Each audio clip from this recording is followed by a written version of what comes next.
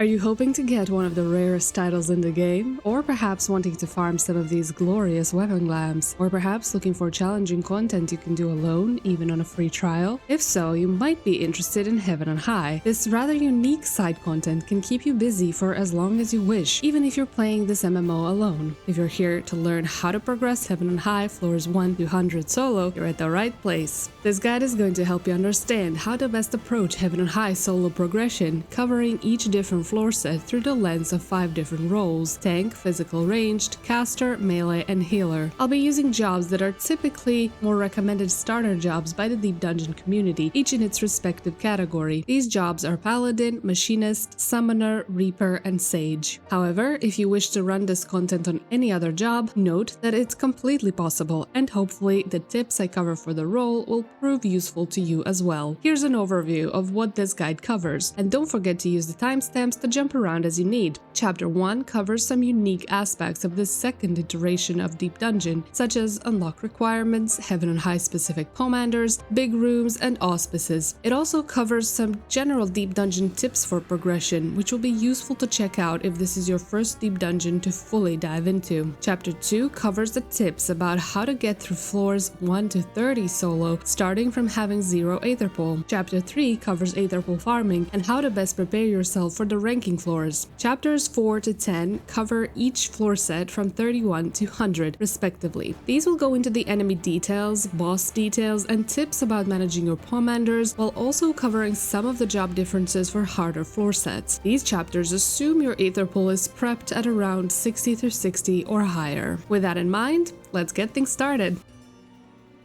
To unlock Heaven on High, you need to have Stormblood level 63 MSQ quest called Tide Goes In, Imperials Go Out finished, as well as go through the first 50 floors of the Palace of the Dead. If you still need to do that part, I cover this process in my Ultimate Deep Dungeon Starter Guide available in the description. You can enter Heaven on High as any job level 61 or higher, and inside you'll be using a specialized gearing system called the Aetherpool Arm and Armor. You'll be getting real job experience whenever you finish each floor set, but inside you'll be gaining dungeon progression experience, slowly unlocking your abilities from 61 to 70. Since this is Stormblood content, it is synced to that expansion, so you can only use your abilities learn up to level 70. To unlock Heaven on High, you must finish the first 50 floors of Palace of the Dead, as well as a quest Knocking on Heaven's Door in Ruby Sea. After unlocking it, you'll be able to enter Heaven on High by speaking to Qusay in Krik, near the northern Aetherites of the area. Each Deep Dungeon shares the majority of the Pomander pool, but they each have 3 that are unique. In Heaven on High, these Pomanders are Concealment, Petrification, and Frailty. Concealment is a great sneaking Pomander that makes you invisible to both enemies and traps for 60 seconds. You can use it for getting past treasure rooms, for moving through large, trapped areas on your way to the key, for avoiding proximity aggro enemies, or for testing exits in big rooms, which we'll be talking about soon. It can also be a good strategic tool to scout out rooms before making decisions about what else you want to use for the floor. While it doesn't stop you from opening chests, it is worth knowing that finding a mimic in a chest will drop you out of concealment, so take care of your surroundings before risking opening one. Also, some enemies in Heaven on High do out of combat AoE abilities that can knock you out of concealment, which I'll be mentioning during the appropriate floor sets. Petrification is an amazing Pomander, which turns all enemies into stone for 30 seconds, while Petrified, dealing any damage to the enemy, including auto attacks, will instantly kill them. It is great when you need to get out of a floor with a lot of enemies you don't want to fight, but its duration is also rather short, so it's a great idea to plan out your movement and route ahead of time. While Petrification is in effect, if you happen to find a new mimic from a chest, step into a luring trap, or get a respawn on the floor, they won't be petrified. Because of this, it is often advised to check chests before using a Petrification. Also, it's worth being careful during the blind debuffed floors, as blind can make you miss an attack, drawing aggro but not killing a monster.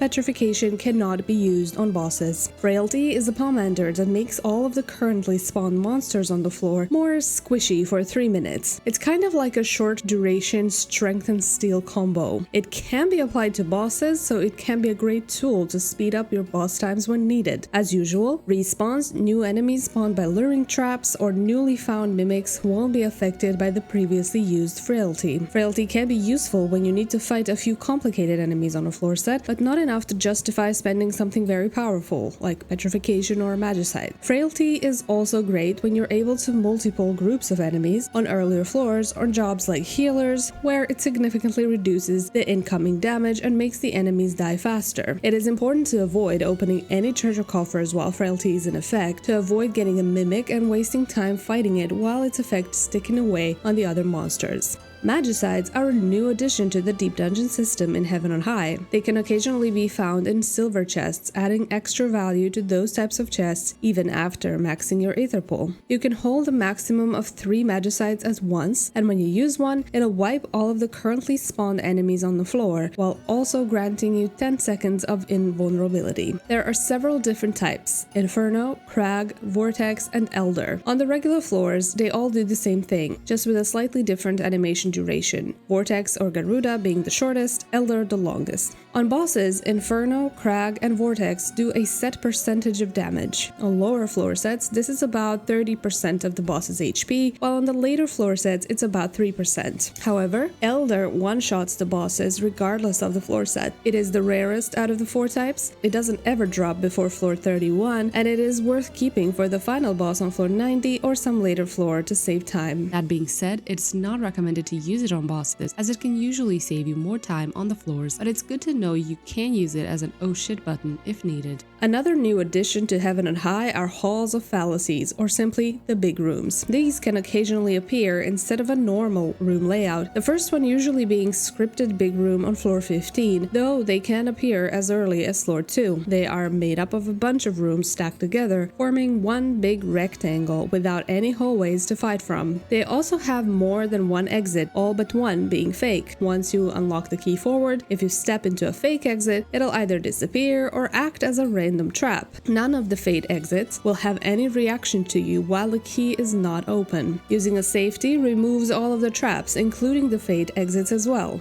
Also, if you're using concealment, you can't set any traps up, so you can use it to test the fake keys. If you stand in a key while concealed and it has no reaction, it is a trap. Sight cannot be used to help with the fake exits, though it will reveal all of the invisible traps as usual. Avoiding traps in big rooms is more difficult than on regular floors, but usually you can notice the boundaries between the rooms by the floor design. If you're sticking to this boundary, it's far less likely you'll activate a trap, although not 100% safe. On some floor designs, this becomes impossible to see though, so having a safety or a sight later down the line can be crucial. Big rooms can have treasure rooms, and they can have patrols, which usually move in a more erratic ways compared to the regular floor patrols. The edges of big rooms sometimes have chunkier walls, which can be used to avoid line of sight mechanics, something that's very useful on later floors. While many people like to panic and floor wipe the big rooms when they see them, by using a Magicite or a Petrification, this is not always advised. In many situations, fighting in big rooms is a better choice. They give you a lot of freedom in which enemies you choose to fight due to the high visibility on the floor and the higher number of present monsters. We'll be discussing these strategy options when dealing with floors 81 and later, but keep in mind that big rooms don't necessarily mean big panic.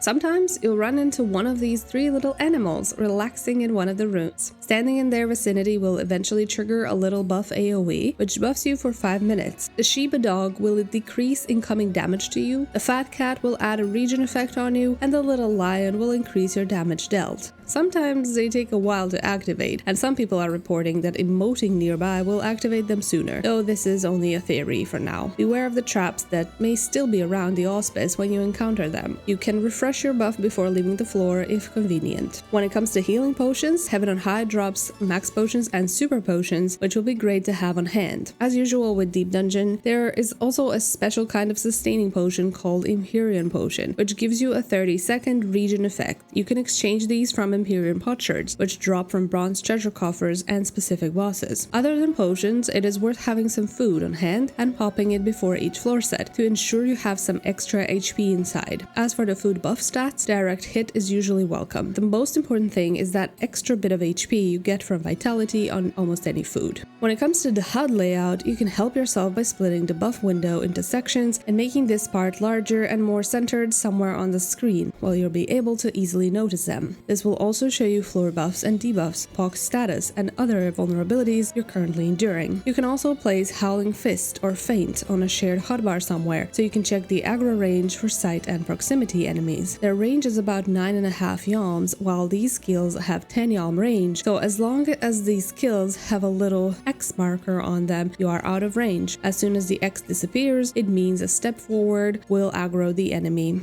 Even though I'll be getting into more and more specifics as we go through the guide, there are some general gameplay tips I can give you for playing Heaven on High better. Try to keep these in mind as you go through any of the sets, but especially the later ones. Crowd control. All of the jobs have some form of crowd control abilities, such as sleep, stun, interject, leg raise, arm's length, etc. Learn what your job of choice has to offer in this regard and use those abilities often. They may not be useful in most of the other Final Fantasy XIV content, but they sure are useful here. Any extra mitigation you can achieve is going to help you long term. Stagger defensives. Don't use all of your defensives at once. Roll out your crowd control and shield abilities in waves, so you can cover most of the difficult fights better. Plan ahead. The further you go in, the more important time management becomes. Try to think about what you're going to pull and where you're going to go next while you're still in combat. The less time you spend exclusively moving around and thinking, the better you'll manage the overall floor set timer. Chests are almost always worth opening. In general, you need items to clear, and opening chests will get you those items. Avoiding chests in fear of mimics is a bad idea usually. Try to open chests before the key opens though. Every mimic you get can be a few minutes of lost time, so if this time is crucial to you, don't risk it if the key is already open. Also, in Heaven on High, mimics on higher floors hit so hard that you must ensure to have some sort of a plan to deal with them before you find one. If you don't have any plans on how to deal with a mimic, it's best to delay opening the chest. Be wary of your time. Leaving the 6th floor of a set with 30 or more minutes left on your timer usually means you're going at a comfortable pace. Most bosses require 7 to 10 minutes, so don't lose track of time and use some time-saving items occasionally. It is often a good idea to use these items earlier in the floor set so you have more room to make non-forced decisions later and to avoid overcapping. Try to remember enemy aggro types. Knowing if an enemy notices you via sight, sound, or mere proximity helps a lot. It is worth checking the DDCompendium before each floor set while you're learning this. Knowing what you can avoid and what you can't will help you plan and prioritize enemies on the floor better. In Heaven on High, the vast majority of monsters have sight aggro, so remembering a few that don't on each floor set is already helpful. Keep an eye and ear on enemy movement. It is always worth keeping your eye on your surroundings, making sure no patrol is about to approach and surprise you. Enemies usually move every 10 to 30 seconds, and in most cases, they'll turn around to move in the opposite direction from when they were facing. If an enemy is blocking your way out, you can give it some time to move before running into the room. If the enemy starts turning as you're walking by, sometimes it's possible to avoid side aggro with a quick readjustment of your own movement, so never stop keeping an eye on the enemies around you. Kiting and slide casting. If enemies are unable to hit you, naturally, you'll be able to survive longer. Kiting means keeping distance from the enemy, so they waste time following you instead of auto-attacking you all the time. Jobs that are great with movement rely on this skill set on most floor set. To kite with physical range jobs, practice running around the edges of the rooms and pausing only when the enemy is casting. In limited spaces or when fighting monsters that are difficult to kite due to their tonal AoEs, kiting works best in middle distance. Run around the enemy and run behind the enemy when they're casting. This forces them to turn around and to skip a few auto attacks. On non-physical range jobs, this middle range kiting can be really useful as well. For casters and healers, some amount of kiting is possible if you can utilize slide casting well. In Final Fantasy XIV, whenever your cast hits about the last 30% of the cast bar, you're able to move without cancelling the cast. This is called slide casting, and you can use any emote icon to help you practice the right timing, as the emote will light up when you're ready to move. Line of sighting. While somewhat possible in the other deep dungeons, Heaven on High thrives on your ability to remember and execute mechanics that can be avoided by breaking the line of sight between you and the monster. It's mostly simple things. You notice a cast bar, you hide behind the wall. Many abilities, auto attacks, and draw-in effects can be avoided by utilizing the walls of this deep dungeon. You can practice auto attack line of sighting reflexes with sprites on floors 1 to 10 of Palace. For each floor set, I'll mention relevant monsters whose abilities can be avoided this way, so try to remember those as you go, and position yourself close to some kind of a wall in preparation for it. Legacy movement. In Final Fantasy XIV, we have standard and legacy camera options available. While standard movement is fine for a deep dungeon, if you're planning on using a ranged job, it's heavily advised to use legacy camera. You need to be able to move camera around you, check for patrols, and plan where to go next. If using standard, consider this when choosing your job.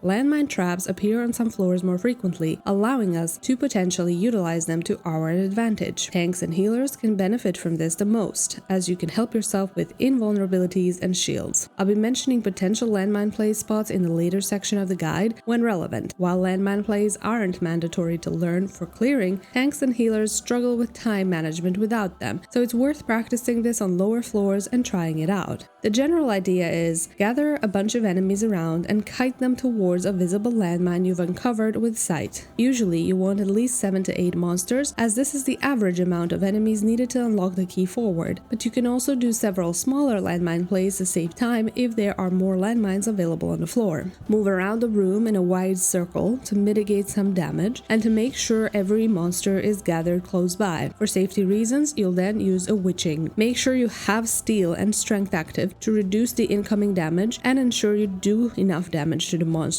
to finish them off after the landmine explosion. Pop shields or invulnerability. Prepare another shield and use it as you step into the trap. Move away from the enemies briefly, pop a potion of any kind or a heal, and start AoEing the monsters. Since this is scary and requires some practice, it is recommended to not do this without a raising active. I have linked some additional guides in the description that can help as additional learning material. When first starting out, you'll be forced to start from floor 1 and build up your Aetherpool while doing the story floors, up to floor 30. The Aetherpool you've built up in Palace doesn't matter here. Heaven and High has its own separate system. Once you finish this initial part, you'll have 2 options for entering future Heaven and High runs, starting from floor 1 or 21. If you're interested in the Lone Hero achievement specifically, you'll need to start your file at floor 1 each time, once you're ready to progress to the end. If you start from floor 21, you can still reach floor 100 and get a clear reward, but you won't get that specific title achievement. Once you're ready to start going beyond floor 30, I'd still recommend starting each file from 1. Why? Mainly because floors 1 to 20 have a decent chance of dropping rarer commanders such as Raising or Petrification, and a decent chance of finding Magicite in silver coffers, which can all be helpful to save for later. Also, all of the early Heaven and High floor sets are quite squishy, so starting from 1 doesn't take too much of your time. If you started there, you'll likely reach floor 21 with a decently filled inventory of strengths, steals, petrifications, flights, and other useful commanders that can help you speed up overall. At the end of the day though, it is your choice.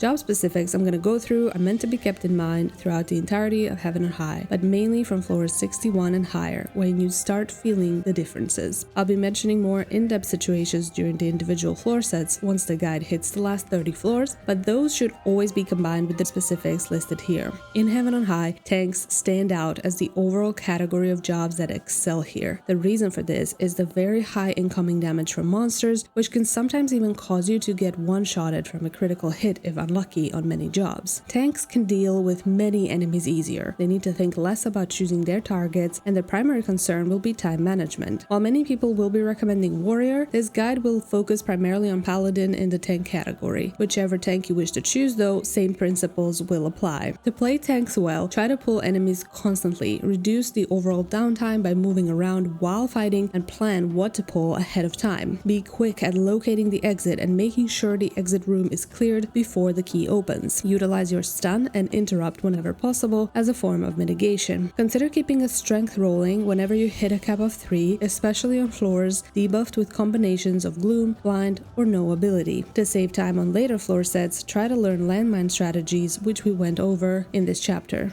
Healer category will be the most challenging choice for the Lone Hero achievement. The reason for this is that their personal DPS is very lacking, and since much of their mitigation at level 70 comes from GCDs, they are losing a lot of uptime keeping themselves alive. In other words, healers are very slow and will struggle with time management, though they can survive a lot. In the healer category, Sage and White Mage perform better than Scholar and Astrologian at this moment. To play healers well, on earlier floors you can deal with a lot of multi-pulling, provided that you're keeping yourself safe from traps and fighting from inside hallways. After floor 50, you'll be primarily single pulling, unless you're using steel plus frailty or steel plus strength combinations, where sometimes you can handle groups of 3 enemies to save time. After floor 70, this becomes very difficult, and you want to focus on single pulling enemies, constantly moving around while fighting, and saving your time by carefully combining strengths with flights and alterations. You'll be using floor wipes to save serenities and time on floors with many debuffs. To save time on later floor sets, try to also learn landmine strategies, which we went over in this chapter.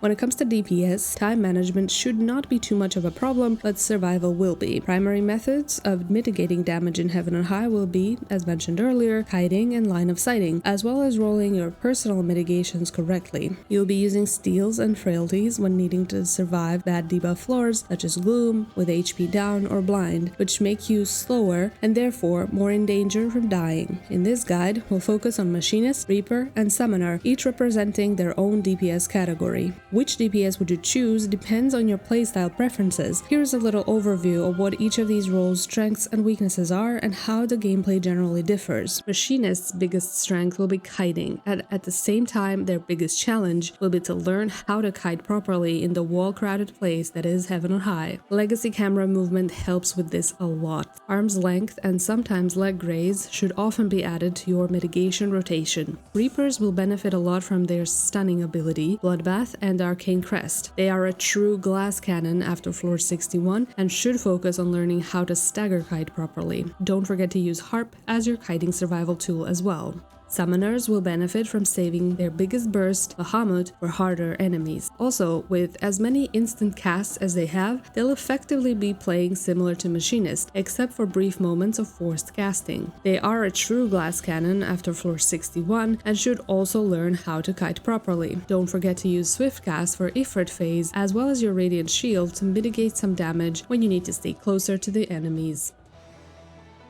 Similar to other deep dungeons, Heaven and High is split into 2 sections, the story floors and the ranking floors. Story floors are 1 to 30, and once you finish these, you unlock access to the 21 to 30 checkpoint, which you can repeatedly use for leveling, side jobs, or for farming Aetherpool or even Imperium potsherds. Ranking floors are 31 plus. You can enter these in a fixed party, either solo or with other players. The entry to 31 plus isn't allowed if you've seen a duty fail notification during that save slot file, or in other words, if your file is marked with a KO number. Since finishing 1 to 50 of Palace of the Dead is a mandatory step of unlocking Heaven and High, you're likely already aware of Aetherpool farming. Our first goal here is to unlock the checkpoint, farm some Aetherpool, and then move onwards to the progression of the ranking floors. The good news is, the first 30 floors of Heaven and High are rather squishy and can be done quite quickly, even if you're alone. As usual, if you can, try to find a steady group to help you get through 1 to 30 more safely. For that, either ask your friends, set up a party finder, or try to find a group in one of the Discords linked in the description. If going with a group is not an option, resume following this guide. If you manage to get through checkpoint with a group, feel free to skip to the next chapter, Aetherpool farming. Going through 1 to 30 solo for the first time will last you about 2 to 3 hours, depending on your luck and efficiency. Since you're starting at level 61, many jobs have plenty of abilities that you can count on to help you with defenses and crowd control. As mentioned, enemies here are very squishy, but you still want to have a decent amount of self-sustainability for bosses and some harder hitting monsters while you're low on Aetherpool. Remember, this is not where we're choosing our lone hero job, it is where we are choosing a starting job that can handle early floors with low Aetherpool more easily.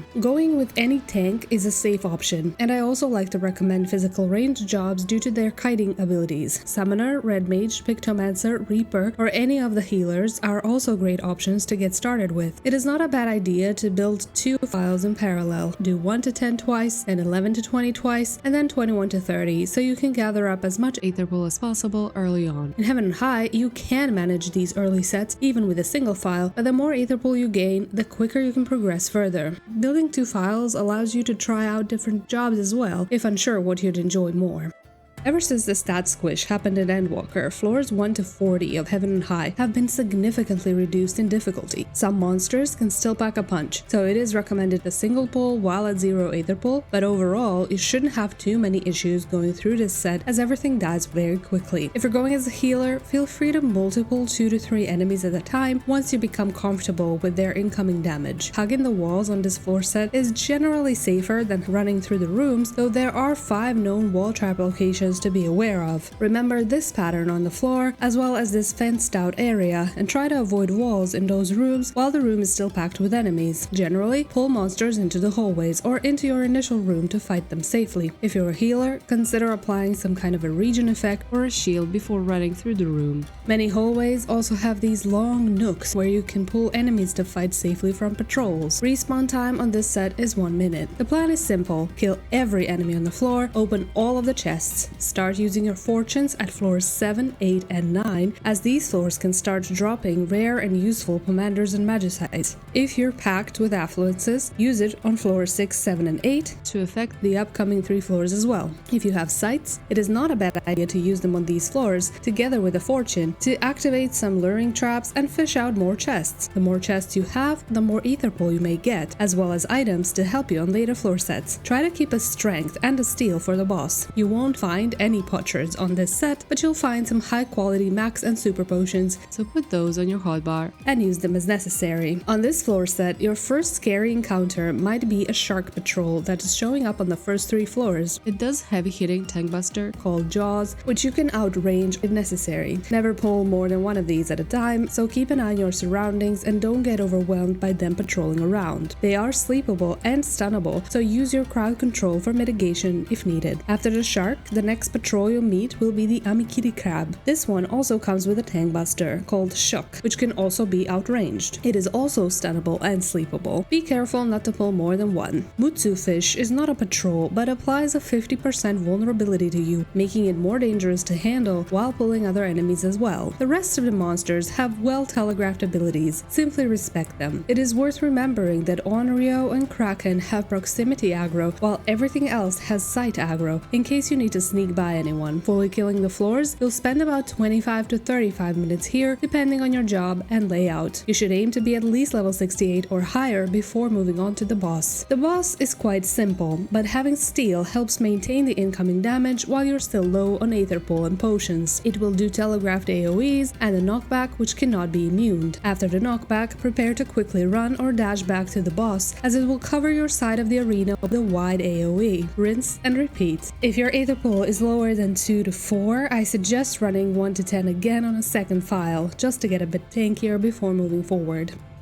Same floor set layout, same wall traps are present here. You'll likely see your first big room here, one being mandatory at floor 15. With this in mind, as big rooms have more monsters than usual, it is recommended to save a safety and fortune for it, as well as affluence it from floor 14 to have more treasure coffers appear as well. If you get a magicite or a petrification, plan to use them on floor 15 after using a fortune. You'll likely take your time here, but open all of the treasures and kill all of the monsters. Respawn time is still 1 minute. Try to save a strength and a steel for the boss. You may start seeing some potsherds in bronze chests after floor 14, though they are rare. If you get any, consider going outside to exchange them for Imperium potions after finishing this set. On this floor set, floors 11 to 16 might feature a liquid hand patrol, which enrages after 25 seconds with a big interruptible and stunnable AoE. It cannot be slept, however, so be aware of it on casters and healers. You shouldn't have any issues with these if you focus on the pull, but try to not pull more than 1 and don't waste too much time kiting them around. The rest of the enemies have well telegraphed abilities, simply respect them. It is worth remembering that Appas and Sprites have proximity aggro, while other monsters have sight aggro on this set. Fully killing the floors, you'll spend about 20 to 30 minutes here, depending on your job and layout.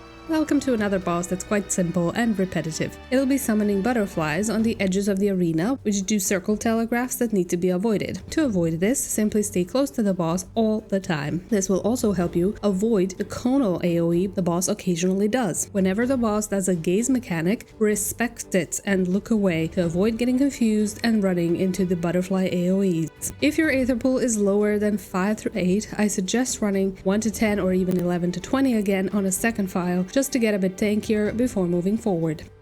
Welcome to the checkpoint floors, which you'll soon be intimately familiarized with due to them being great for farming Aetherpool and job experience. At this point, you're probably packed with commanders, so use them all as much as you can. This will be your last set for now. Once you finish floor 30, you'll finish the story portion of this content, and you can repeat 21 to 30 over and over on fresh files for Aetherpool, Potsherd, and experience farming. Use all of your fortunes and affluences and open all of the silver chests you come across for more Aetherpool. For the boss, save a strength and a steel, and you can optionally save a frailty and a magicite if you have extra. The layout here changes from the previous two sets, and there are a good amount of wall traps present around the entrances of the rooms. It's still advised to fight from the safety of the hallways and the starting room. On this floor set, Hatamoto are proximity aggro enemies that cast an untelegraphed small frontal conal attack called Tinkagoten. When you hear the Midare sound effect, you can move behind them, most easily spotted by looking at the direction of the hitbox circle. If you get hit, you won't die, but you'll get knocked away, and this can be dangerous if it turns you towards a trap or other enemies. Yukis are another proximity aggro enemy that is worth remembering, as they cast a draw-in attack called Enter Night. This can be tricky if they pull you into a room full of monsters or traps. You cannot stop this draw-in effect by any means other than positioning yourself behind the wall. This enemy also has an enrage, but it happens almost a whole minute after the pull, so just focus on them and you shouldn't have any issues. This boss is a good bit tankier than the previous two bosses, but it's still quite mechanically simple. It will occasionally be spawning these lightning clouds, followed by a proximity marker. To deal with this mechanic, move at least somewhat away from the boss, but also right under any of the lightning clouds. When proximity happens, it'll knock you into the air, dispersing the cloud and making you a safe spot underneath. After you fall, quickly get out of the AoE. The first one will always be the line AoE, but the next ones are half arena wide, so run towards the boss. If you use a magicite on this boss, it will take away about 30% of its HP, as well as make you invulnerable for 10 seconds upon the cast. This is great to align with the proximity plus cloud mechanic, so you can fully ignore it if you time it well. If you're prepping a lone hero file, it is not advised to spend a magicite here, but if you're just unlocking the ranking floors or farming Aetherpool, go nuts and use all you've got. Once you clear this boss, you'll get an Imperium Potsherd, which can be exchanged for 20 Imperium potions outside. You'll also get some Aetherpool stats, which help your damage and defense, so our next step will be to work on both of these, get more stats and get more potions before moving on.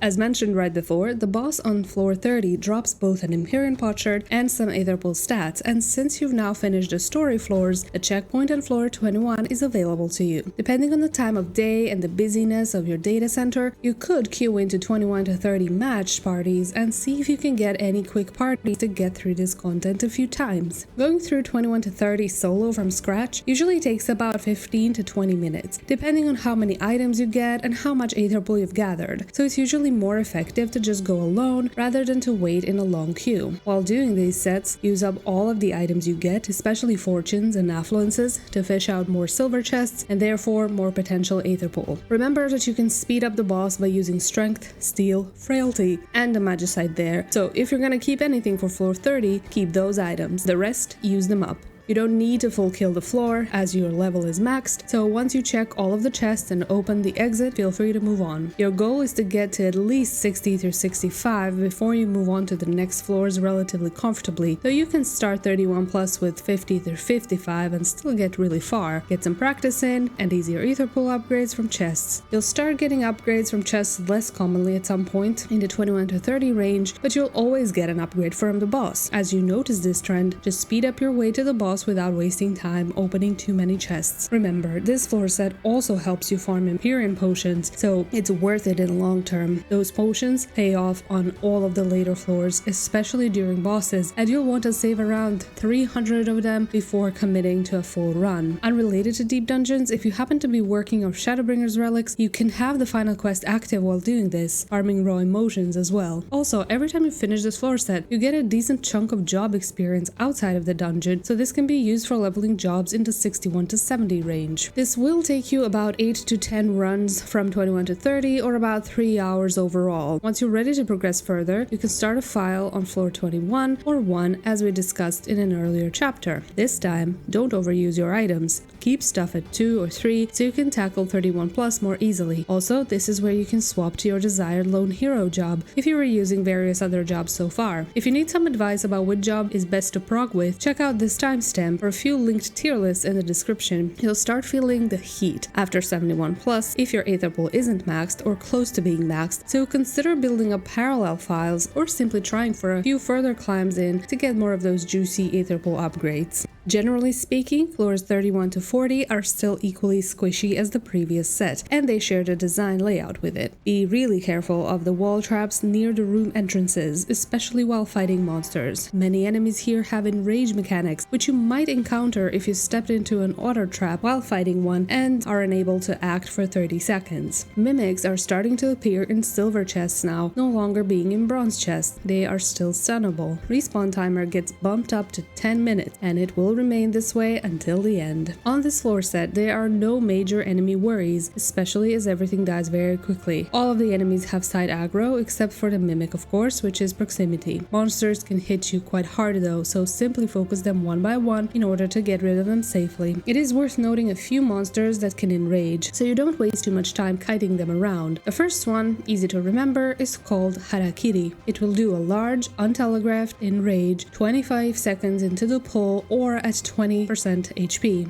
This can be outranged or line of sighted. The second one, or ones, are the two Onimitsu enemies. One is a patrol while the other isn't. They're called the same but have different clothing. Both of these will enrage at 10% HP with a massive untelegraphed AoE, which can also be line of sighted. All three of these enemies should be easy to kill in time with every job, simply be mindful of them. Stepping into an auto trap while fighting these could prove lethal. I would also mention Vanara here, a side patrol who's only doing untelegraphed frontal conals. It raises its hand when it's about to swipe, following it up with another swipe, so pay attention to its model while fighting it. The boss of this set is, once again, a bit repetitive and simple. You'll generally want to stay close to it, as it will knock back you every one of his rotations. Each knockback, there will be wind orbs present on two sides of the arena, either west-east or the north-south side. You simply want to reposition yourself around the boss's hitbox to get pushed into the safe area. The boss will be placing a small AoE on you occasionally, so keep that in mind and move appropriately.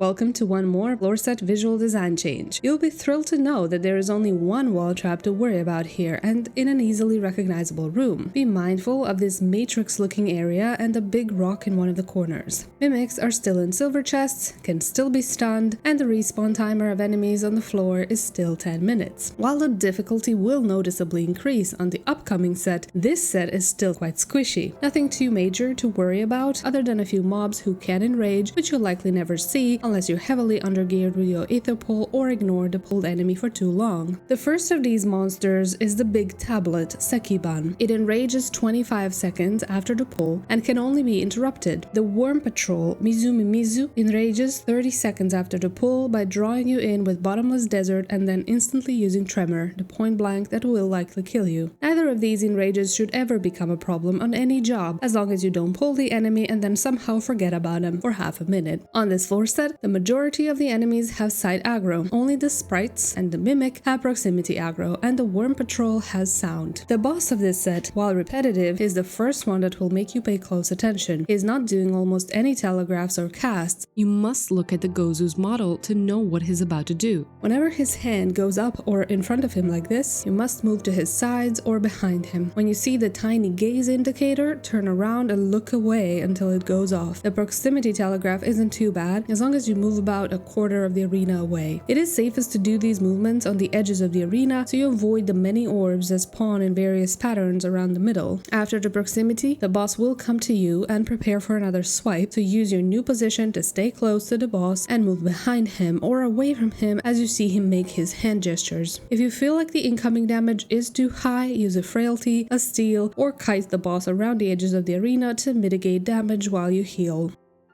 This is where you'll first start feeling some pain from various enemies, and it is important you don't multiple anything anymore if you were doing that so far. That is, if you're not a healer. Healers can keep trio pulling easier monsters while they have steal active, though you shouldn't be stressed for time as much yet, so my advice is to single pull until you get familiarized with the floor set. Nothing is too difficult, but the incoming damage may surprise you at times. Similar to the last floor set, there is only one wall trap to worry about. Mimics are still in silver coffers buffers and stunnable, and the respawn timer is 10 minutes. On this floor set, many enemies apply some sort of vulnerability to you while you fight them, making it somewhat dangerous to quickly chain pull one enemy after another or multi-pull. On early floors, keep an eye out for the site aggro Naga patrol. When it does a gaze mechanic, get behind it, away from it, or simply turn around. It is an untelegraphed conal that petrifies you if hit. The scary thing about Naga is Baleful Roar, an attack it does some 15 seconds into the fight, which is a heavy-hitting raid-wide attack. This thankfully can be line-of-sighted or interrupted. Without a steal, on a gloom floor, getting hit by this can one-shot you, so be prepared with a wall nearby when you pull one. On the first few floors, you'll meet the Mantis and the Kamanari enemies, which are the only sound aggro monsters here. Both inflict status effects on you, making you take more damage, but are otherwise not dangerous. Kongorei, these tiny turrets, do a bright AoE that you must move away from quickly. They also enrage with a point blank after 55 seconds of fighting them, so beware of not too much kiting. If you pull one of these, don't ignore them for too long.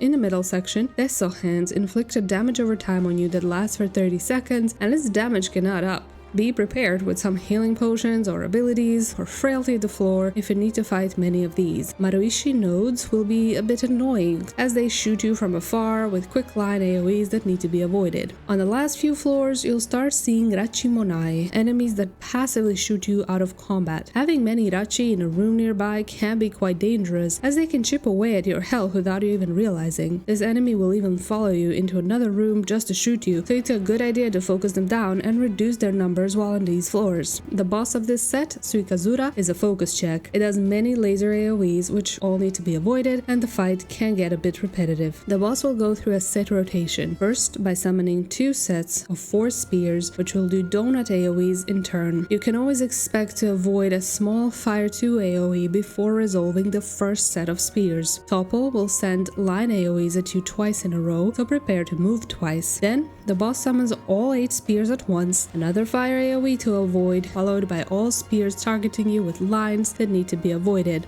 The boss always does a small conal AoE to mark the beginning of another phase. While you can see the rotation on screen, it is worth noting 2 tips I can give you for handling this boss. First, kiting the boss around to mitigate damage is generally safe. Lasers will always target you, so you need to keep moving, and the AoEs around the spears aren't too wide to avoid if in constant movement. Second, when all 8 spears are present, make sure to bait the fire AoE between them first, so you don't cover an easy safe spot in one of the spear areas. As for the Ancient Flare, there are 2 general ways of handling it. First is in melee range, by standing at the boss and ideally right behind any of the spears. When the raid wide goes off, immediately move out. The second is more suited for ranged jobs, which involves standing directly in the middle of the arena and then moving out between any of the 2 spears. Just make sure to move quickly and use whichever movement pattern you feel comfortable with. You'll likely use a few potions during this fight, as there is a lot of raid wide damage, and if you want to feel a bit safer, feel free to use a steal or a frailty while you're practicing.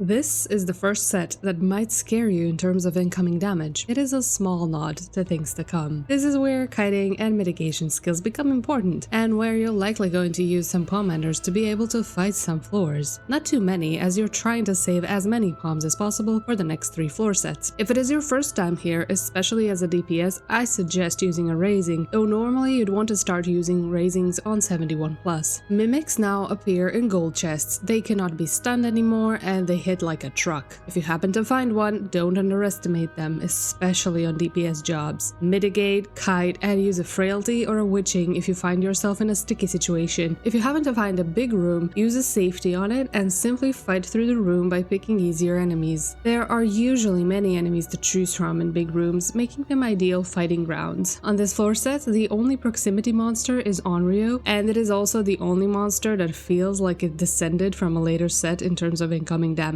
Onryo hurts a lot, don't underestimate them. Thankfully, it's only around for the first half of the floor set. They do very strong auto attacks and a tentacle tank buster, which applies a concussion damage over time effect. This effect can be negated by using a shield on jobs that have it, such as Reaper or Sage. Since they can be harder to avoid due to their aggro type, consider using a strength and steel combination in the early floors to be able to fight them more proactively and quickly. On floors with bad debuffs and a lot of Onryos, consider consider throwing a frailty into the mix. Most of the other monsters on this floor set are a lot easier to deal with, so you're likely to get the steel back, but try to move through the floors you have stealed quickly and lose very little time just moving around while not fighting. Onryos are stunnable, sleepable, and can even be heavied, so use your crowd control to your advantage. On later floors, Shibaitana Flower, a familiar boss from Palace, starts appearing. This one has sight aggro, thankfully. It can hurt a lot with its Thinkbuster, and acid mist stacking poison it applies to targets around it. This enemy is stunnable, sleepable, and the poison can be outranged. Usually, DPS jobs avoid this one unless they have a steal active or plenty of room to kite. The only sound aggro enemies are the traps and the mini morbles, Wakakusa. Out of these, Wakakusa are a bit more dangerous as they apply a stacking poison on you that lasts for 30 seconds. The poison is relatively weak, but it can make it harder to pull other monsters immediately after the baby morble. Beware of kiting the henbens around, as they often do a massive donut attack you do not want to get clipped by. This telegraph can sometimes bug through the walls where it doesn't show up but it still hits you, so just stay close while fighting it. The last notable monster is the jellyfish, which is simple to deal with, but it often does a tiny, quick line AoE that's able to stun and paralyze you, as well as kill you easily if you're not full HP or Aetherpool. Prepare to move really quickly, and if you can kite the jellyfish, it's a perfect monster to pull. All of the other monsters here are quite easily manageable by following along with their telegraphs. Simply have your potions on cooldown while fighting anything, use your crowd control, and don't pull more than one enemy at a time. Always prepare for the monster to potentially crit you and apply some kind of a vulnerability stack on you, so keep your potions and mitigations rolling and don't let your health drop under 60% if you can help it. Healers can sometimes multiple, as doing AoE on 3 targets is a DPS increase compared to single pulling, and any time saving method helps. With Steel or Frailty, you can pull 3 Jubokos, Iwamushi, Jellyfish, or Kosategai, or any other combination of 2 enemies other than Onryo and Manenso. Manenso squids aren't too dangerous on their own, but since they apply vulnerability stacks on you, damage can add up in AoE scenarios. Later floors are much more AoE friendly than the earlier floors on this floor set, making this a viable time-saving strategy. The boss of this set, Cerberus, is also a bit of a focus check, but easier to deal with than the previous boss, in my opinion at least. It will start each rotation with Predator Claws, a short, untelegraphed frontal conal. You need to move either behind him or away from him when you see the cast bar. Slabber is just an AoE to dodge, while Inner Space puts a little puddle at your position. Put the puddle anywhere, but stay relatively close to it. When the boss does this targeted line AoE, Hound Out of Hell, you need to enter the puddle and stay safely inside until the boss tries to eat you with Devour. While you're minimized inside the puddle, he can't eat you, so you'll be safe. Immediately after Devour, move out. Ululation is a raid wild he'll do right after you place the puddle, and again after you need to use the puddle for minimization. If you're still inside the puddle when this goes off, you will die. Ululation is always marked with this target-looking telegraph, so don't lose focus and think it's your sign to go into the puddle. Target means out of the puddle, line means into the puddle. The full rotation is on screen, along with expected boss timers for different jobs. Beware that the Hound Out of Hell will stun you, but this stun can be avoided by using a shield. The stun itself doesn't hurt, so no need to avoid it. However, you need to make sure to be inside the puddle before you get stunned, and to remain inside the puddle until Devour happens. Sometimes, if the shield blocks it, players don't notice they aren't stunned and walk out of the puddle too soon. We have recently found out that Devour is actually a small untelegraphed conal as well, so if this does happen to you, just run away plenty far from the boss and you should survive it. Don't mix up your Ululation and Hound of Hell telegraphs, and you should be fine on this boss even without a steal, by simply rolling out some potions and mitigations. If needed, kite him around the arena for a while until you heal back up. Welcome to the first of the 3 finale floor sets, where the incoming damage is very scary, but you're still trying your best to preserve items for later portions of the dungeon. You should begin this set by using a Pomander of Raising regardless of your job. This is also the last set where you can find Raising in chests, but luckily the drop rate is higher than on the other floor sets, so you're likely to get one back. Mimics are still in gold chests, they hurt a lot, and they shouldn't be done without Steel or Frailty on gloomed floors anymore. Line of sighting is a method that's starting to become more prominent on this floor set, as a lot of damage can be mitigated this way. The first 3 floors, 71 to 73, tend to also have a lot of landmines, so tanks and healers can utilize these to gain a time advantage. This is a set where you'll likely end up fighting the clock for the first time so far, so being able to use landmines on low DPS jobs helps a lot. If you end up doing the landmine strategy, note that it could happen that a floor you're on doesn't have a landmine after all, in which case you need a backup strategy. In other words, prepare to potentially use a petrification if needed to salvage the situation. If the first 3 floors greet you with HP down or gloom debuffs, use a frailty before you commit to a landmine strategy. Refer to the landmine and line of sighting sections in chapter 1 to get some tips about using these methods. In terms of pomander usage, you will more than likely use some out of necessity this floor set. If you're doing landmines, you'll use up your sights and witchings on the first 3 floors, but then save a lot of pomanders on the later floors, as you can effectively continue single target pulling under various circumstances. If you're not doing landmines, you'll likely flight at least a few times. DPS jobs will use less stuff due to them killing monsters more quickly. You should be fine with a few pickups of steel and frailty, or even strength just to speed things up in places. Try to keep as many palms as possible though for the next floor set, but keep an eye on your time. If you're exiting floor 76 with 30 or more minutes, you're generally still on pace.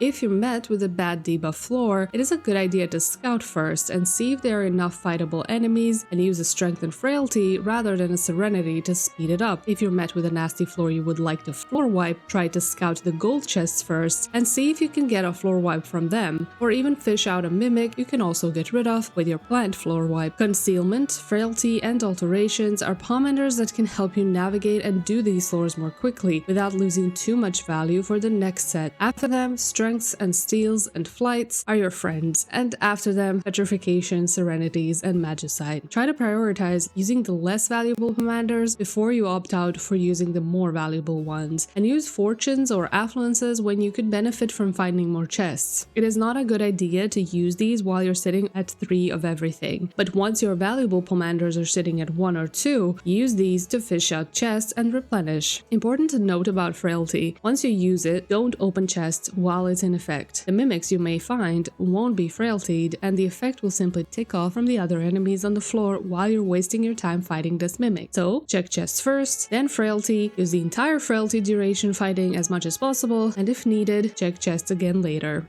On this floor set, there are no sound aggro enemies and only 2 proximity aggro. Out of those, wraiths appear in lower floors and are generally considered to be one of the easier enemies to fight. They will target you with an out-of-combat AoE, so you need to be careful fighting other monsters near a room with wraiths. Wraiths also do a large point-blank AoE called Scream. You generally have enough time to move out of range of this attack, but you should plan where you can move safely when it starts casting it. The cast is interruptible and the wraith is stunnable, so use crowd control to help you if needed. The second proximity enemy, Jujishi Griffin, is much more dangerous, and it appears in the latter half of this floor set. Its auto attacks hit quite hard, so much so that it isn't recommended for a DPS to be fighting these without a steal or a frailty. They also do a Winds of Winter untelegraphed wind blank attack, which is extremely dangerous and will cause your death if you get hit by it. To avoid it, either stun the cast or line of sighted behind the wall. Line of sighting is recommended, so you can use the stun as a form of mitigation if you have one. Bombs, deers, Yuki lizards, and Hyozan patrols are considered generally easier enemies. They do a lot of telegraphed casts, giving you time to recover between hits. They can still hit quite hard, so mitigate the damage by kiting them around or shuffling through your mitigations. Small note for deers: never go directly behind them, as they'll perform a dropkick to your face. Deer, oh dear, stay away from the rear. Another easier enemy is the mammoth, but he deserves a special mention due to 2 reasons. First, he's using an out-of-combat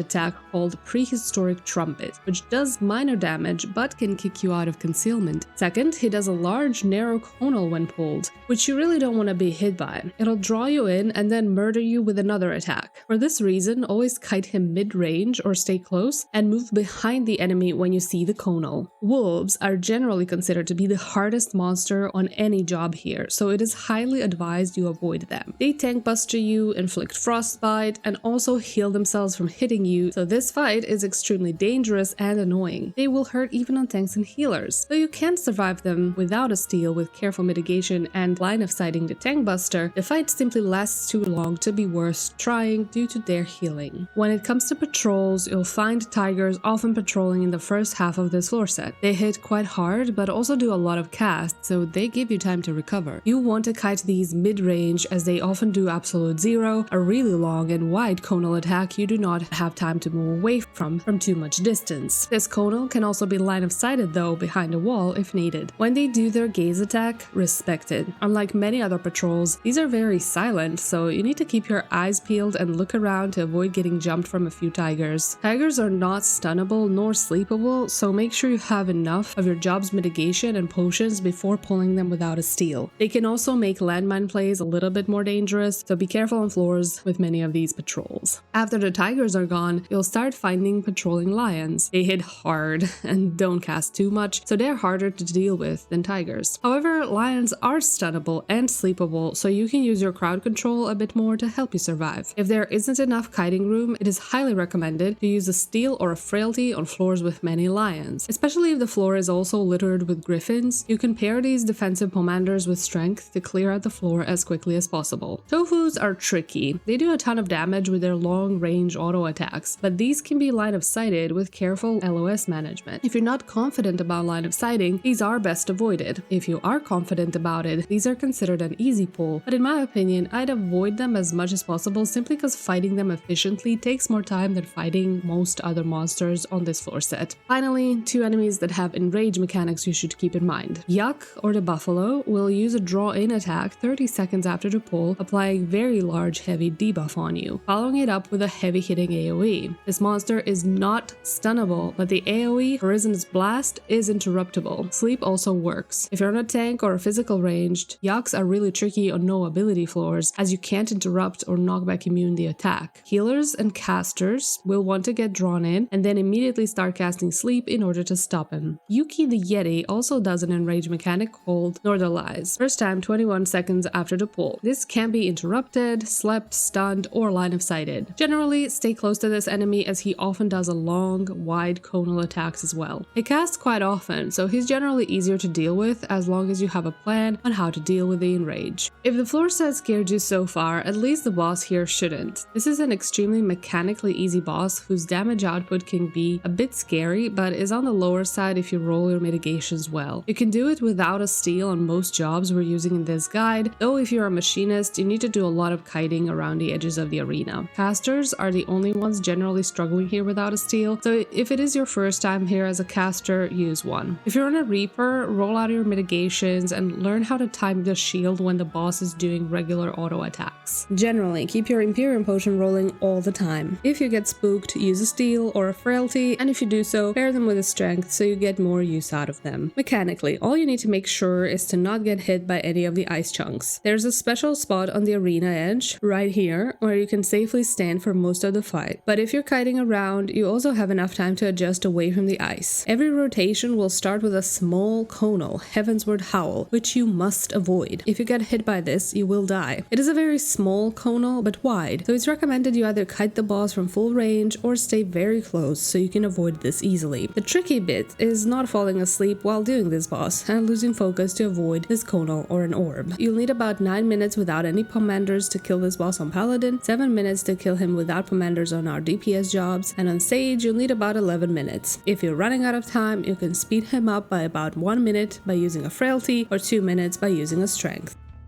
Welcome to arguably the hardest set of Heaven on High. Reason for this is everything hits quite hard and you're also trying to save some items to survive and finalize the next set. This set also has the final boss of the dungeon, Onra at floor 90, for which you need to save approximately 7 to 11 minutes, depending on the job and your commander usage. This floor set also has a new layout, which has one known wall trap to keep in mind. This layout has a lot of walls and hallway nooks, making it a useful tool for line line of sighting, which will be necessary to execute well with multiple enemies. Mimics of this set hit really hard and are no longer an option to fight without a lot of kiting space, steel, or frailty on most jobs. This is why opening gold chests is now also a crucial part of your decision-making process. Always have a plan on how you'll deal with the mimic if you happen to find one. Do you have the room and the time to kite? Or is there an approaching patrol nearby? Are you willing to use a steel, frailty, or witching if a mimic appears? Did you plan to wipe the floor so you'll use a wipe as soon as you fish out one? Are you planning to sacrifice yourself in a safe position if one shows up? Whatever your answer is, just have a plan and don't open gold chests while fighting anything else. Start this set by using a raising. Strategy-wise, middle floors of this set are the worst, so you want to aim using your alterations, flights, or any of the floor wipes somewhere between floors 84 to 86. Many people fight the first 3 floors normally, speeding them up by using a strength or frailty if they're sitting at 3. However, if you're sitting at a full stack of 6 floor wipes, you can consider floor wiping 81 or 82 in order to create some extra time and room for potential pickups. Your goal is to save as many floor wipes as possible for 91 plus, usually 5 or even 6 of them. This means you're aiming to fight 3 to 4 floors in the upcoming floor set, so you'll need some items to survive those floors. Count on keeping at least 1 steel, 2 flights, 1 alteration, 2 to 3 serenities, and 1 to 2 frailties for the next set. While you can do this boss without steel on all of our chosen jobs, if it is your first time, you probably want to keep 1 steel for the boss as well. This means you have some breathing room in using other available pommanders for fighting this set. If you use a steel, pair it with strength to get more usage out of it. If you frailty, don't open any chests while it's in effect and keep pulling as soon as possible. On this floor set, no enemies have sound aggro and only the Chimera and the Koki have proximity aggro. Both of these are considered easier enemies to fight, as they do a lot of casts and give you time to breathe. Remember that Dragon's voice is in, Ram's voice is out. These mechanics can be interrupted or even line of sighted, but it's recommended to kite the Chimera mid-range and avoid them properly, giving yourself time to heal up during the casts. Koki are very simple, but you should fight them from melee range to avoid both the conal and the donut attacks they do. There are a few monsters on this set which are made significantly easier by properly executing the initial pull by using the walls to your advantage. First of these is the Garula Patrol, found on the early floors. When you pull it, Garula will rush towards you, so it's important to angle this pull in such a way that the wall protects you from the impact and the immediate auto attack after the impact. If Garula directly rushes you, chances are very high that you'll get one-shotted from the impact and the auto attack combination, especially if either of them crits or if gloom is affecting the floor. After the pull, it will do a telegraphed, short but wide conal you need to avoid, following it up with a relatively large point-blank AoE called Disorienting Groan. It is a good idea to fight the Garula somewhere in the corner of a room to create space to avoid this AoE or to hide behind the wall from it, as it can be line of sighted. After the groan, Garula will start causing 6 earthquake stomps, which can hurt a lot without a steel. These can also be line of sighted, giving you plenty of time to heal up and finish off the monster after it's done raging. After the Garulas are gone from the later floors, next patrol is the Manticore, which needs to be handled in the same way upon the pull. Use the wall to mitigate the gap closer. Manticore can and should be kited a lot to avoid as many auto attacks as possible between its main casts. The good news is, after 30 seconds of fighting the Manticore, it will actually get debuffed and start doing significantly less damage, meaning you can face tank it much more easily. Another enemy you need to pull with a wall mechanic is Matanga, which is not a patrol. This enemy is generally very simple once pulled. It casts a lot of conals and circles, giving you time to breathe. But when you pull it, it gap closes with a tank buster, and if not stopped by a wall, will immediately follow it up with an auto attack, just like a Garula or a Manticore. Shinzei is a patrol that shows up in the middle floors and is considered one of the harder enemies on this floor set. Its damage is very front-loaded, giving you a 20-second damage over time tank buster and following it up with a few auto attacks. Its easiest phase is when it casts Thunder 2, which should not be interrupted, as the damage from this attack is low and it gives you time to heal up and manage kiting space. Generally, try not to pull these without a steel or a frailty in effect if on a DPS job.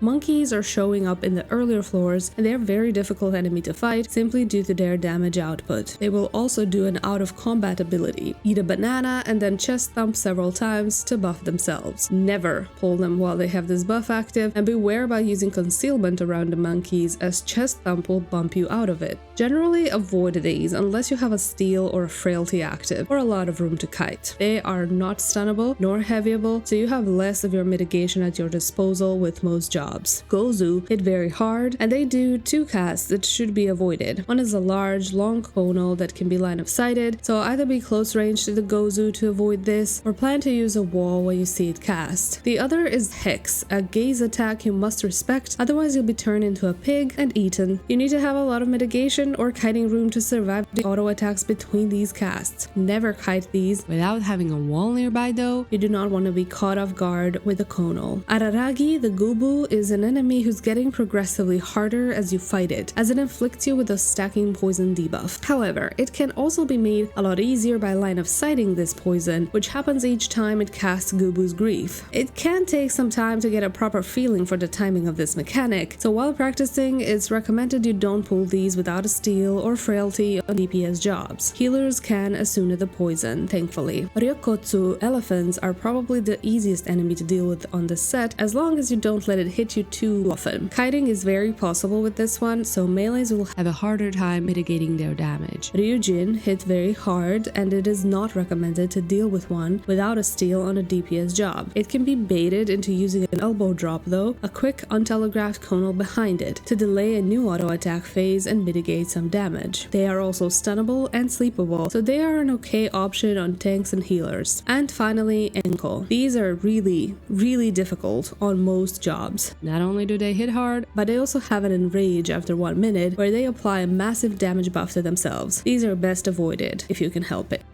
Machinists can deal with wall pulling more easily than other jobs by immediately moving behind the wall while using any ranged attack. Use this to your advantage. Kiting can be done often by either using the initial room or hallways in wide circles, or by circling around any of the other room walls. Just be careful not to forget about that one wall trap location. You can deal with a lot of enemies without a steal if you have room to kite, but without plenty of leg space, consider yourself squishy. Matangas and elephants are simple enough to do no steal, even during gloom, if you have the room to kite. Not a single enemy on this floor set can be heavied or binded, but all of them, except for the Mimic, can be slowed down with arm's length. if you're capped on flights when you enter 81, Consider using one immediately and save yourself some time on 82. Paladin will have no issues pulling anything, but your primary concern will be time management. You'll want to use at least one flight this set, and usually flighting floor 82 is a good idea. Use strength or frailty to combat on bad debuff floors, and consider using a serenity on floors where gloom is combined with either blind or no ability, as this can be a big time killer. Consider using your alterations in the earlier the middle floors. to potentially save time and fish out more chests to speed up later, as Mimics and Korrigans both have a higher chest drop rate. Floors 87 to 89 tend to have a lot of landmines, so if you're sitting on some sites and witchings, you could do a few landmine plays on those floors if you feel confident about them. Reaper will want to remember that nothing is stunnable on this floor set except for Ryujin and Enko, which you want to avoid anyway. Hell's Ingress is a strong tool for mitigating damage, allowing you to create space between you and the monster when needed. As well as being able to utilize harp and movement. Harp is generally useful when pulling the gap closer enemies. You can pull them from afar and dash behind the wall to mitigate the damage. Use Arcane Crest, Bloodbath, Arm's Length, and Second Wind as mitigation alongside your potions, staggering them throughout the fight so you don't ever run off defensives. Pull easier enemies when your defensives are on cooldown. Try to mid-range kite enemies a lot, moving in and out of range as your abilities come off cooldown to avoid some auto attacks. Summoner will want to remember that everything is sleepable on this floor set except for the Garula and the Mimic. This can be a powerful tool to mitigate damage and allow yourself time to heal up during the 30-second sleep can last. Pull easier enemies when your Bahamut is on cooldown, and harder enemies only with full burst. Never open gold chests without having decent amount of insta-casts available. Use Addle and Radiant Shield as mitigation tools alongside Repose. Be generally careful about the timing of your summons. Summons all do AoE damage when they first appear, so make sure this splash doesn't hit any of the other monsters in the room. Sage will be able to fight everything on this floor set without a steal. Shinzei may be spooky, but make sure to apply shields at the starts of its rotation and use the Thunder 2 downtime to do damage. Enko should be avoided due to their 1 minute enrage timer, which you likely won't meet. If you feel confident with landmine plays, note that the floors 87 to 89 have a higher chance for landmines. If you do use a landmine strategy here, it is recommended use strength, frailty, tincture, and steel in order to kill up to 10 enemies in one witching window. Use strength or frailty to combat on bad debuff floors, and consider using a serenity on floors where gloom is combined with either blind or no ability, as this can be a big time killer. Also, while most other jobs utilize strength and frailty together, as a healer you can use steel and frailty together to multiple groups of 3 to 5 enemies and significantly speed up when you're comfortable with enemy choices. Since no ability affects your mana regeneration, consider such floors prime candidates for serenity or even petrification.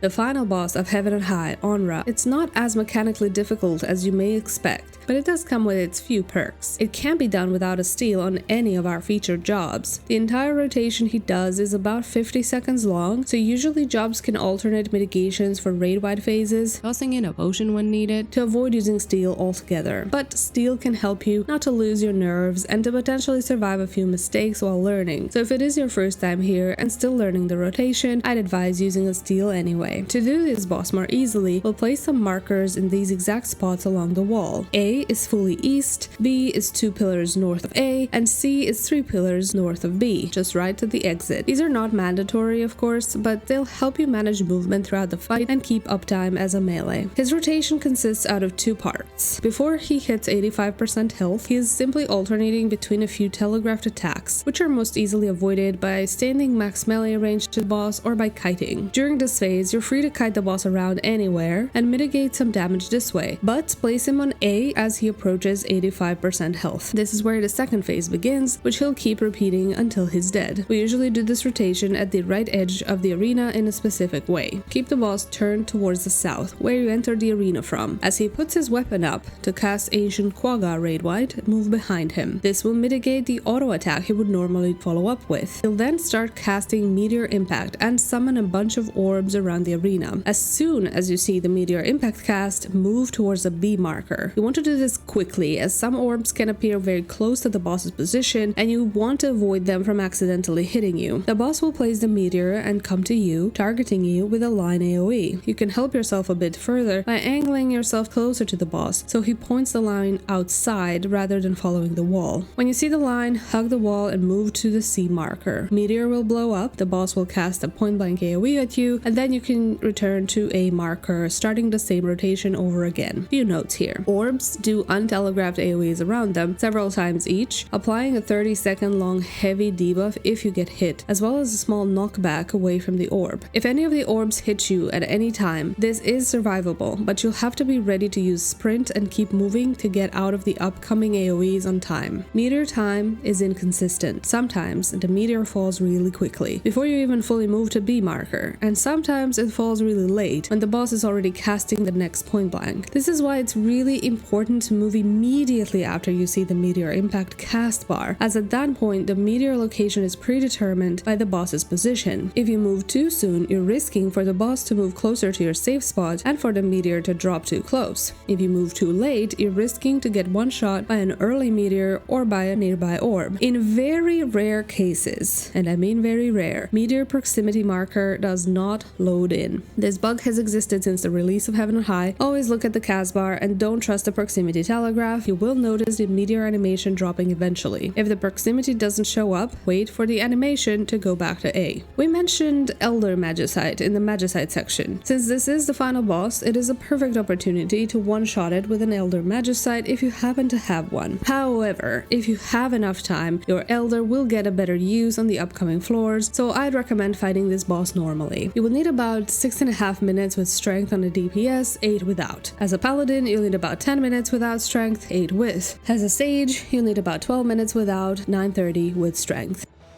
Start this set by using a raising, if you still have one. Generally, you want to enter this set with as many floor wipes as possible, meaning magicites and petrifications. If you have a full inventory of 6 floor wipes, this means you'll only have to fight 3 floors somewhere on this set, and that's the ideal situation to be in. However, usually you'll enter this set with fewer floor wipes while you're still learning. That is okay, this floor set is still clearable, it's just harder and you may rely more on RNG. This floor set doesn't have a boss, you only need about 20 seconds of time on the final enough floor to touch the shrine and get a duty complete notification before timing out. Regardless of how many floor wipes you enter with, you will need to be making decisions about which floors you fight and which you wipe. While it may be tempting to fight the first 3 to 4 floors and wipe the rest, in reality, many times you'll find it easier to fight monsters in the earliest and the latest sections of this set. Many floors here have various debuffs, and floor 99 is guaranteed to have 3 enchantments of some kind. The best case scenario is to fight the floors with easier enemies that also don't have horrible enchantments, and use your floor wipes instead of serenities to clear out floors with debuffs such as no ability, no item, blind, or gloom in any combination. What you can fight will, of course, depend on your job as well, which we will go over in a few minutes. You want to save your safeties and conceals for potential big rooms here. If you happen to get one in this set, in majority of the cases it is the ideal opportunity to fight, as big rooms give you ample enemy options to choose from. Try to pick targets that don't require line of sighting, but there are spots on the outer walls that you could use even for that. If you enter this set lacking items, fortuning floor 91 is a good idea, as it often takes you at least 8 kills to get out. Don't panic if you spend a lot of time on this floor, though if you happen to notice enemy options are horrible, feel free to wipe this floor quickly and move on, especially if sitting at maximum floor wipes. Anytime you decide to floor wipe anywhere in this floor set, it is a good idea to explore first to secure the exit route and open as many chests as possible before potentially finding a mimic. Mimics of this set, just like the last one, hit really hard and are no longer an option to fight without a lot of kiting space, steal or frailty on most jobs. This is why opening gold chests is again a part of your decision making process. Always have a plan on how you'll deal with a mimic if you happen to open one. Whatever your answer is, just have a plan and don't open gold chests while fighting anything else. Once you have enough floor wipes to bring you to the end, don't bother opening chests anymore. It is worth repeating that floor 99 has a guaranteed triple enchantment, which can be any combination of debuffs, but you'll never get a no magicite debuff here, meaning either keep a magicite for 99 or a serenity to be able to fight or petrify the floor. On this floor set, no enemies have sound aggro, only Mifunes and Kurokishis have proximity aggro, rest are sight. Sadly, Mifunes can appear on any floor and are horrible to deal with on most jobs. They hit hard and cast a heavy hitting line AoE, which should be line of sighted, so never fight these too far from a wall. It is recommended to avoid them if possible and to use a steal or a witching if avoiding isn't an option. Kurokishi are a bit easier, provided you have enough kiting space, but their damage also isn't to be underestimated. Their tank buster can be line of sighted as well, which makes them significantly easier to deal with. The first 2 floors will mostly have 3 types of Nupeppo enemies and an armored Gozu patrol. Gozu needs to be line of sighted on pole, just like Garulas and Manticores on the previous set. They do heavy damage with their auto attacks and 2 types of untelegraphed AoEs, which you need to respect. 32 tons swipe is a conal and 128 tons swing is a large point blank AoE. Both of these can be line of sighted, so using a nearby wall can help you lose less uptime if on a melee job. If a floor has many Gozu and you are DPS, it is recommended to frailty or steal, as you can't ensure enough mitigation recovers between pulls. The 3 Nupeppos are called the same, but they have different models and should be recognized by their job. There's a white mage dressed in white cloak, monk dressed in a reddish attire, and a warrior with an axe and a helmet dressed in blue. White mages are considered to be the easiest of the 3 types, provided that you can line of sight stone, their auto attack. This requires some practice, but it is generally easier than Tofus you encountered 2 floor sets ago. You can practice the positioning and the timing of this method easily on floors 1 to 10 in Palace of the Dead with fire sprites. The key is to move, as the stone cast is at about 50% of the bar, though my own reflexes are a bit slower, so I usually make it when I notice the cast bar is at about 70% of the bar. Quick move out and back, don't make it last too long as the white mage will move closer. Without line of sighting, you'll need a steal for these attacks, so it's really worth practicing this method. Monks are a bit tricky but manageable. As soon as they're pulled, they will apply haste to themselves, which can be cancelled out with arm's length if you have it on your job. Featherfoot will make them really evasive for a short period of time, during which you can simply kite them and save up your burst. They'll follow this up with a concussion damage over time and the 9-hit attack, which can add up in damage if not mitigated throughout. If on a ranged job, these can be kited quite successfully. If on a melee, prepare to mitigate the heavy hitting phase. Warriors are the hardest enemy of the bunch and should generally be avoided unless you're on a tank, and even on a tank, you should expect to mitigate a lot. They do heavy damage, gap close into you, and knock back you multiple times, making fighting them dangerous if there isn't a wall behind you. They are stunnable, but not sleepable. If possible, these are best avoided without a frailty in the steel. In the middle floors, you'll start seeing Kubinashi patrols, which are considered as one of the hardest enemies here. They do a lot of damage and they grow every 3 to 4 attacks, making the damage even greater as the fight lasts longer. If you're on a bursty job, you could deal with these guys with strength and steel active, but generally it is best to avoid them. Tanks and healers might run into issues because of their low DPS output, so they should also avoid these if they don't have a strength and a frailty active. Also in the middle floors, you'll be meeting Jimbas, heavy-hitting centaurs that stack their damage more and more as the fight progresses. They do an elegant meteor mechanic, which snapshots a meteor to your position at the beginning of the cast. You must line of sight this if you end up fighting a Jimba. Prepare for a lot of auto attack damage after the meteor happens. Jackie is another middle floor enemy which is a lot easier to deal with on physical jobs than magical jobs. It will cast Charybdis soon after being pulled, which drops you to 1 HP if you get hit. This can be interrupted, stunned, or line of sighted, so physical jobs have a lot of ways to deal with it. Jackie isn't sleepable, so line of sighting is your only option if you pull this enemy as a caster or a healer. As you can tell, middle section of this floor set is horrible with enemy choices, and while you can find some fightable ones, floors 94 to 96 are generally recommended to be the prime targets of your floor wipes. On floors 97 to 99, you'll find more monsters that are considered easier to fight, such as Kyozo, Shapti, Pegasus, and Archdemons. Kyozo and Shapti do a lot of telegraphed AoEs, making them easily kiteable and giving you plenty of space to heal up during their casts. Beware of Kyozos coming to target you with AoEs out of combat, similar to Rachis on the earlier floor set. Pegasus can be a bit tricky, as they have a very front-loaded damage output. They should be kited and mitigated primarily in the beginning, and then they start alternating between Burning Bright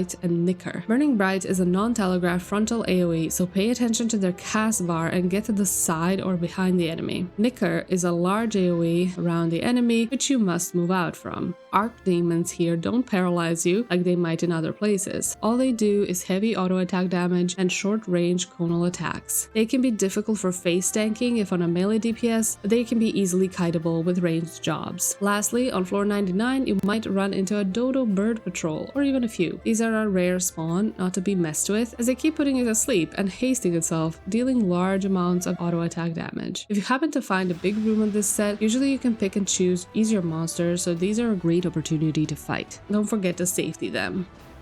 Machinists will want to fight primarily the latter half of the floors, where Kyozos, Archdemons, and Shapti rule. They are all easily kiteable and mitigated that way. These floors might have a lot of Pegasus patrols, which can make kiting more difficult though, so it's not a bad idea to save a steel to deal with these patrols more easily. Also, the first 2 or 3 floors aren't too bad if you can utilize line of sighting white mages well. White mages and monks make up majority of enemy choices here, and if you're willing to fight them, consider flighting floor 92. Avoid fighting Mifuns without a steel or a witching though. If you need to do some fighting in the middle section, focus on Jackies and Kyozos. Paladins will not have an issue fighting almost any enemies here, but I'd avoid fighting Jimbas and warriors without a steel. Also, avoid Kubinashi altogether, cause you likely won't have enough damage to defeat them before their incoming damage becomes too high. Keep pulling quickly on the floors you're deciding to fight, with little to no thinking time, cause kill counts and floor debuffs can bring you time management troubles here, even if you only need to fight several floors. Reapers will also prioritize fighting the latter floors rather than the middle section, and fight the first 2 if needed to fish out some chests with a fortune. First 2 floors are only comfortable if you're comfortable line of sighting the white mages. Throughout the set, you want to focus Kyozos, Shaptis, or Jacki demons. Rest of the enemies will benefit from you having a steel or frailty active. If you pull Pegasus, always apply Arcane Crest and prepare for a lot of front-loaded damage at the beginning. Summoners will want to remember that most enemies on this set aren't sleepable. In fact, only Kyozos, Shapti, and Pegasus are. For this reason, they'll also prioritize fighting the latter floors rather than the middle section. The first few floors might be difficult to manage, as you and the white mages are both casters, so breaking line of sight for their autos require extra practice. Consider using a steel or frailty here if you're planning on fighting the initial floors. Pick easier enemies when you don't have your bursts ready, and deal with harder monsters only with your full burst available. Sages will not have almost any issues fighting most enemies on this floor set, though though a gloomed mimic, Ubinashi, Jimba, and warrior mobs are generally a big note. Just like the other jobs, fighting the latter portion of this floor set is advised, as well as using your floor wipes primarily in the middle section. If you're using alterations on this set, have a plan on how you'll deal with a potential mimic room. Don't multiple anything here. Keep pulling quickly on the floors you're deciding to fight, with little to no thinking time, because kill counts and floor debuffs can bring you time management troubles here, even if you're only needing to fight several floors. These days, the Deep Dungeon community has many resources to study from, and for all of the different jobs available in the game, I highly recommend checking out some of these wonderful people listed here, and watching their full runs to get a better idea of how one can manage time and resources inside. There is no recipe for a successful Heaven on High run, but the more you practice, the more you start recognizing patterns and situations that can be helpful to you. I owe much of my own knowledge and experience to these players, so please go and give them some love. I especially recommend the Deep Dungeon Compendium website for a textual overview of all of the floors, boss mechanics, and some other goodies that can be helpful. Also, I highly recommend the Solo Deep Dungeon Discord, where you'll find a bunch of linked resources and many passionate people to help answer questions you have from your runs. Both are linked below. I wish you all of the best of luck on your journey through Heaven on High, and if you happen to be looking for other Deep Dungeon guides, find them on my channel.